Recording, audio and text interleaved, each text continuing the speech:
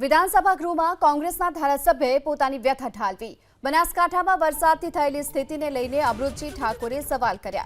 4 દિવસથી અનેક ગામ સંપર્ક વિહોણા હોવાની વાત કરી। પાણી માટે નાગરિકો વલઘા મારી રહ્યા છે।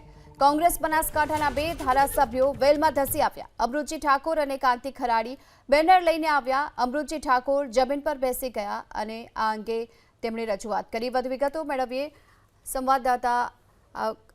સંવાદદાતા કુશાંગ આપણી સાથે જોડાઈ ચૂક્યા છે।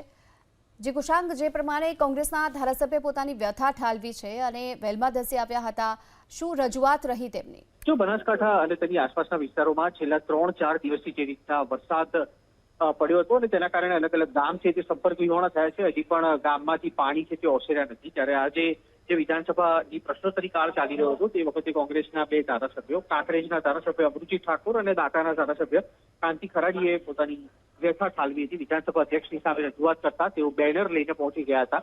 જે બાદ મામલો છે તે ગરમાયો હતો અને અધ્યક્ષ તરફથી આ પ્રકારે વર્તણૂક ન કરવાનું કહેતા દાંતાના જે ધારાસભ્ય છે કાંતિ ખરાડી અને અમૃતજી ઠાકોર બંને વેલમાં ધસી આવ્યા અને જમીન ઉપર બેસી ગયા હતા, જેના કારણે મામલો છે તે થોડીક ક્ષણો સુધી ગરમાયો હતો।